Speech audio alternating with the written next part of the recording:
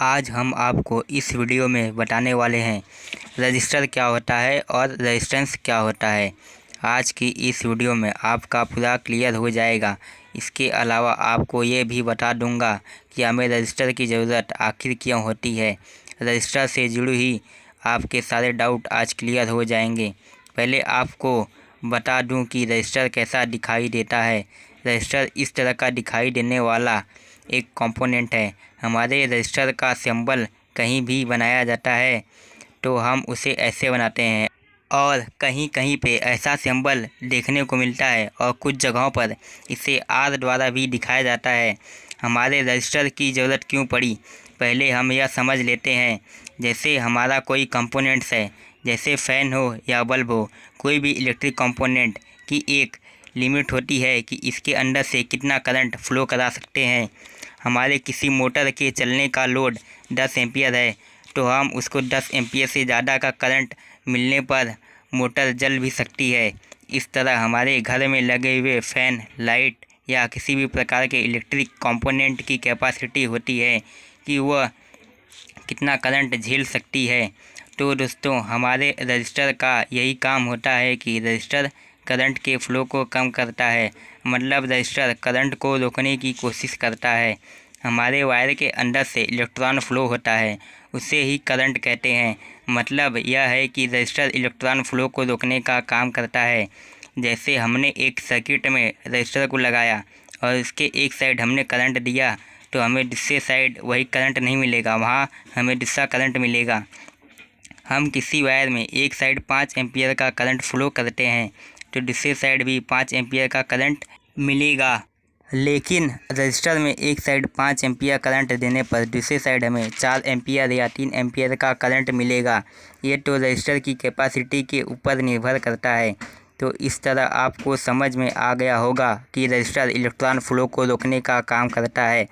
या आप यह भी कह सकते हैं रजिस्टर करंट को रोकने का काम करता है। अब क्वेश्चन यह है कि रजिस्टर काम कैसे करता है।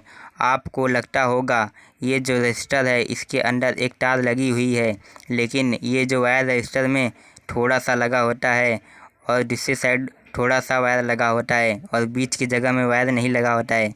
ये वायर अंदर से टच नहीं होते हैं, अंदर की जगह खाली होती है। इस खाली जगह में हम कार्बन को भर देते हैं। हम उस रजिस्टर से जितना करंट रोकना चाहते हैं हम उसके हिसाब से ही उस खाली जगह में कार्बन डालेंगे।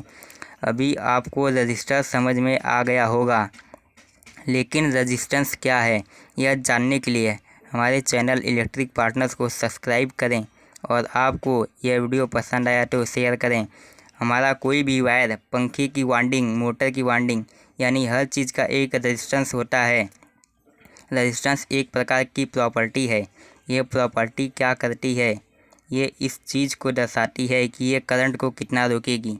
इसका मतलब है हमारा रजिस्टर एक प्रकार का इलेक्ट्रिक कंपोनेंट है, मगर रेजिस्टेंस इसकी प्रॉपर्टी है। रेजिस्टेंस सिर्फ रजिस्टर में होता है, ये ज़रूरी नहीं है। हमारे सभी इलेक्ट्रिक कंपोनेंट में रेजिस्टेंस होता है। हम रेजिस्टेंस को ओहम में नापते हैं। आपने देखा होगा हम किसी भी वायर या वाइंडिंग को चेक करते हैं तो हम उसे ओहम में चेक करते हैं, मतलब हम उसके रेजिस्टेंस को चेक करते हैं। रेजिस्टेंस के अंदर करंट को रोकने की कैपेसिटी होती है, लेकिन हमारा जो रजिस्टर होता है ये इस चीज़ के लिए बना हुआ डिवाइस है कि हमें कितने करंट को रोकना है, उसी हिसाब से हम रजिस्टर को लगाते हैं। रजिस्टर यह एक इलेक्ट्रॉनिक कंपोनेंट है जो करंट के बहने में रुकावट पैदा करता है। जैसा कि एक साइड 5 एम्पियर का करंट देने से दूसरे साइड हमें 4 या 3 एम्पियर का करंट मिलेगा। हम अपनी करंट को रोकने की ज़रूरत के अनुसार रजिस्टर लगा सकते हैं।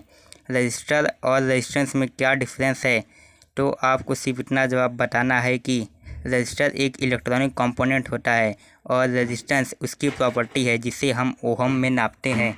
तो उम्मीद करता हूँ आप इस वीडियो में रजिस्टर और रेजिस्टेंस के बारे में समझ गए होंगे। इलेक्ट्रिक से जुड़ी जानकारी पाने के लिए इलेक्ट्रिक पार्टनर को सब्सक्राइब करें।